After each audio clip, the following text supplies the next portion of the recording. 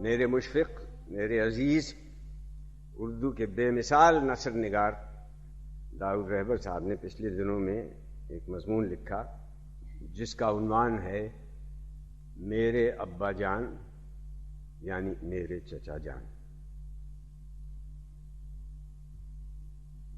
میں ان کو ابا جی ہی کہوں گا، ہم پنجابی اسی طرح خطاب کیا کرتے ہیں۔ مجھے یاد ہے 2-3 مرتبہ ابا جی نے مجھ سے کہا تم جب بڑے آدمی بن جاؤ گے میری سوانح عمری ضرور لکھنا۔ میں ان کی وصیت کا دوسرا حصہ پورا کرنے لگا ہوں۔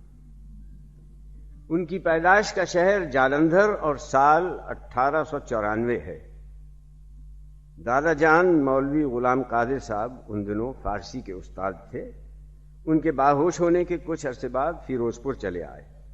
ہمارے دادا نے بڑے 2 بیٹوں کو باقاعدہ اسکول اور کالج کی تعلیم دلوائی تھی، مگر ان کے نتائج سے مطمئن نہ تھے اور افسوس کرتے تھے کہ دینی تعلیم ان کو نہ دی۔ چنانچہ ابا جی کو اسکول بھیجنے کی بجائے مسجد میں قرآن پڑھنے کے لیے بٹھا دیا گیا۔ اس بنیاد نے ان کی طبیعت میں سادگی پیدا کی۔ اس زمانے میں سنیما نہ تھے، ہوٹل نہ تھے، مسجد ہی سب کچھ تھی۔ شہر والوں کے پاس میلے تھے، مشاعرے تھے یا واعظ تھے۔ مسجدوں میں واعظ اور مناظرے اکثر ہوتے تھے۔ یہ بتایا کرتے تھے کہ جس روز واعظ ہوتا میں اپنے ہم سبقوں کے ساتھ مل کر محلے کے سب گھروں سے تیل جمع کرتا اور پھر مسجد کے دیے صاف کرتا، دریاں بچھاتا، گلدستے لگا کر آراستہ کر دیتا۔ واعظ سے پہلے نعت خوانی کرنے والوں کو دگنا حصہ ملتا، اور حالانکہ ان دنوں مٹھائی کوڑیوں کے مول میں ملتی تھی، اس دگنے حصے کو لے کر وہی مزہ ملتا جو باغ سے پھل چرا کر کھانے میں ملتا ہے۔ ختم قرآن کے بعد 7 سال کی عمر میں پہنچ کر یہ اسکول میں ان نے قدم رکھا۔ شروع میں اور آخر میں بھی اپنے ساتھیوں میں سب سے آگے رہے۔ پرائمری، مڈل اور 10ویں کے امتحانوں میں وظیفے لیے۔ وظیفے کی یہ رقمیں آج بالکل ہیچ معلوم ہوتی ہیں۔ وہ خود بتاتے تھے کہ پرائمری کا وظیفہ 4 روپے ماہانہ تھا۔ حوصلے کے مطابق طفلانہ عیاشی کر کے 2 روپے بچ رہتے تھے جو میں تمہاری دادی کو دے دیا کرتا تھا۔ 4تھی جماعت تک تو اسکول کی تعلیم مفت ہوتی تھی، اس کے بعد وظیفوں کی مدد سے پڑھتے رہے، گھر سے 1 پیسہ نہ لیا۔ اس لحاظ سے انگریزی محاورے میں وہ خود ساختہ آدمی تھے۔ لڑکپن کے زمانوں میں کھیل کود سے متنفر نہ تھے، کرکٹ پسند کرتے تھے، گھوڑے کی سواری کا شوق تھا اور اس میں موقع بھی ملا، مگر باقاعدہ کھلاڑی کبھی نہ ہوئے۔ پتنگ کا شوق مبالغے تک پہنچا ہوا تھا۔ بسنت کے دنوں مہینوں سے پیسے جمع کرتے، کہتے تھے کہ میں بڑے بڑے پتنگ بازوں کو حسرت سے دیکھا کرتا کہ کس کس اہتمام سے پتنگ اڑاتے ہیں، مگر ہمت نہ ہوتی تھی کہ خاص اس کے لیے اماں سے پیسے مانگوں۔ اپنا مختصر سا سامان لے کر کوٹھے پر چڑھ جاتا اور اسی سے جی خوش کر لیتا۔ البتہ پتنگ لوٹنے سے ساری کسریں نکل جاتی۔ بسنت کی شام کو بعض مرتبہ اچھا خاصا ڈھیر ہو جاتا۔ تضییع اوقات کے اسباب میں پتنگ بازی کے ساتھ ساتھ وہ خاص رعایت سے کام لیتے۔ چنانچہ ہم بھائیوں میں اگر کوئی پتنگ بازی پر وقت ضائع کرتا تو کچھ نہ کہتے، حالانکہ دوسرے طریقوں سے وقت ضائع کرنے پر بہت ڈانٹتے۔ یہ ضرور کہتے کہ تم لوگ آداب پتنگ بازی سے واقف نہیں۔ اسکول کے بعد علی گڑھ پہنچے۔ علی گڑھ کے احسانات کے وہ عمر بھر قائل رہے۔ علی گڑھ کے زمانے میں ان کو اسلامی روایات اور تاریخ سے والہانہ محبت ہو گئی اور عمر کے آخر تک یہ محبت بڑھتی گئی۔ تعلیم یافتگی نے ان کی منکسر مزاجی کو زیادہ ہی کیا۔ چھٹیوں میں جب وہ گھر آتے تو اپنی والدہ اور دوسرے بزرگوں کی خدمت اسی سعادت مندی سے کرتے۔ کنویں سے مٹکے بھر کر لاتے، بازار سے سودا لانا بھی ان کے سپرد ہو جاتا۔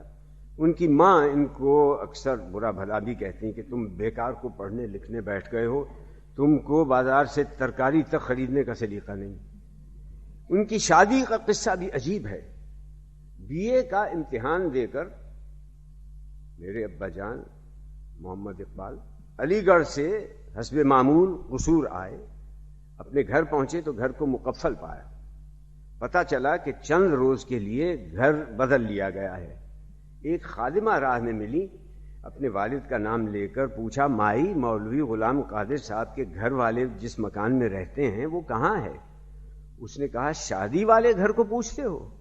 انہوں نے کہا، شادی کس کی؟ وہ بولی، ان کے بیٹے محمد اقبال کی۔ اس خبر نے ان کو بہت دل برداشتہ کیا کہ یہ کس طرح کی شادی ہے۔ ادھر ڈاکٹر ضیاء الدین مرحوم کی مہربانیوں سے ریاضی کے پرچے خراب ہوئے تھے، پریشانی تھی، خدا جانے اس میں پاس بھی ہوں گے یا نہیں، اور ادھر شادی تیار ہے۔ مگر فرزندانہ تسلیم و رضا سے کام لیا، چون و چرا نہ کی، ساری رسموں سے گزر کر میاں بن گئے۔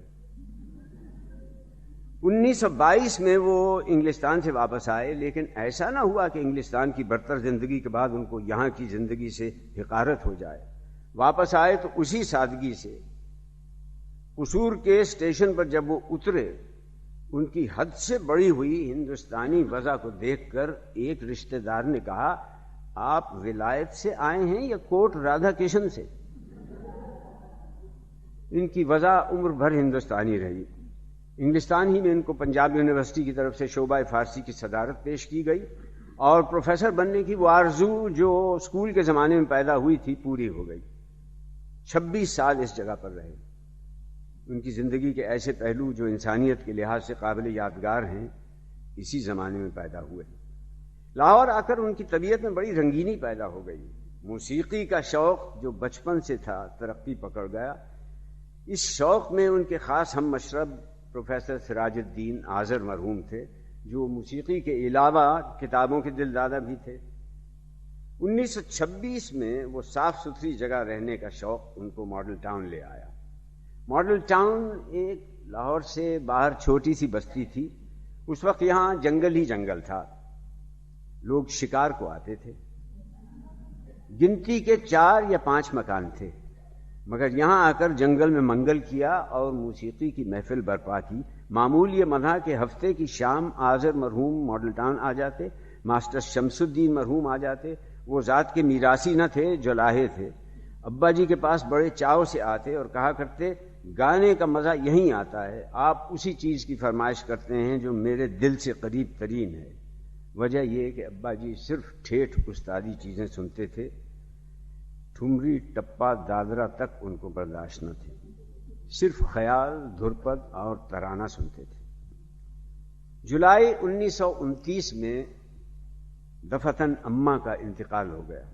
اس وقت ابا جی کی عمر 34 برس تھی۔ یہ ان کی زندگی کا بڑا موڑ تھا۔ ان کی شگفتگی کا خاتمہ ہو گیا۔ ہم 5 بھائی ہیں اور سب میں چھوٹی ایک بہن ہے۔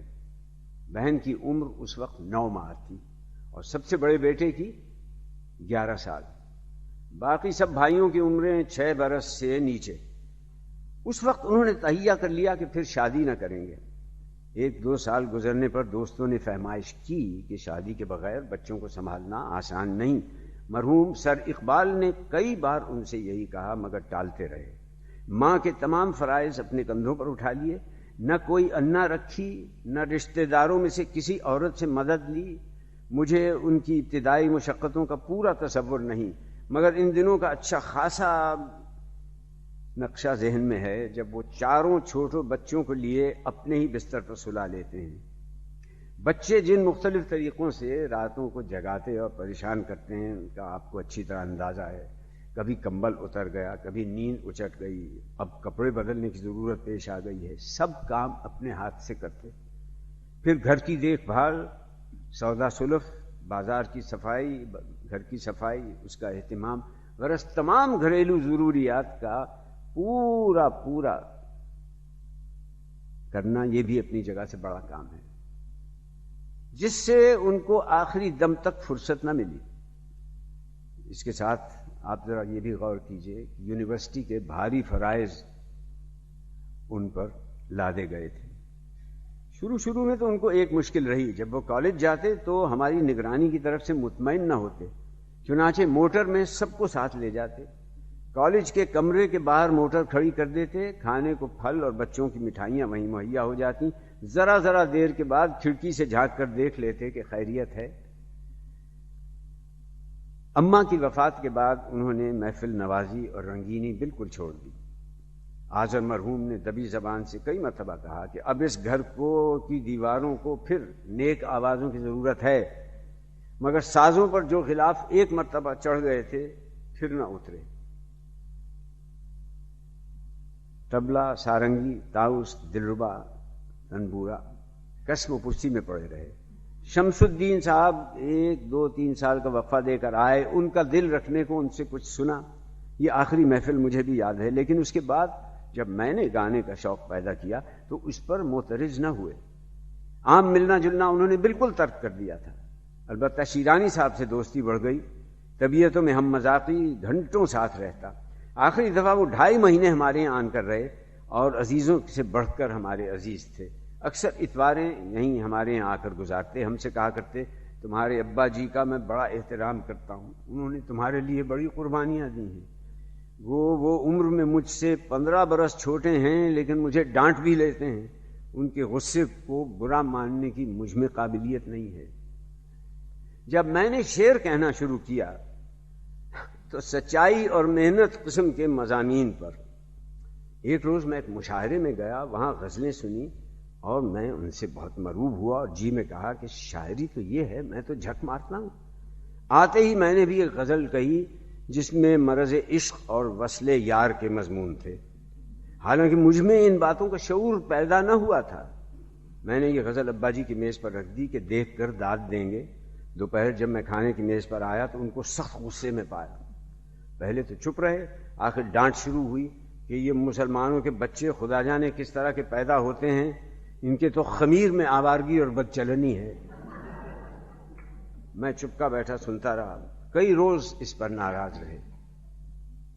10-12 سال صبح شام میں ان کے ساتھ سیر کو جاتا رہا۔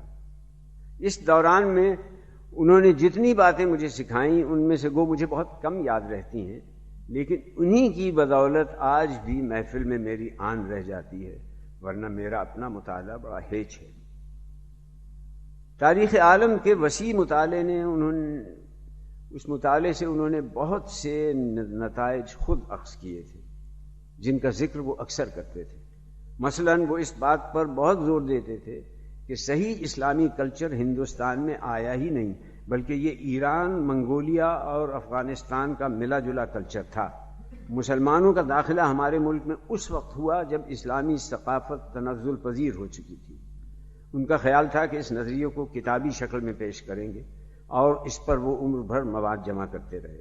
ان کی زباندانی بھی قابل رشک تھی۔ انگلستان کے زمانے میں انہوں نے 4 اور زبانیں سیکھیں، یعنی عبرانی، سریانی، جرمن اور فرینچ۔ جرمن اور فرینچ کی کتابیں انہوں نے اردو میں ترجمہ بھی کی ہیں، بہت سے جرمن اشعار بھی ان کو یاد تھے۔ تحقیق کے سلسلے میں کچھ زمانہ انہوں نے پیرس میں بھی گزارا اور اس دوران زبان کا صحیح تلفظ ان تک پہنچ گیا۔ جب تک کسی زبان کا تلفظ صحیح نہ سیکھتے تسلی نہ ہوتی۔ عربی کا تخلص ان کا خالص مصری تھا، جرمن اور فرانسیسی کا تلفظ بھی نہایت صحیح تھا، فارسی کا جدید لہجہ انہوں نے سیکھا اور جدید فارسی روانی سے بولنے لگے۔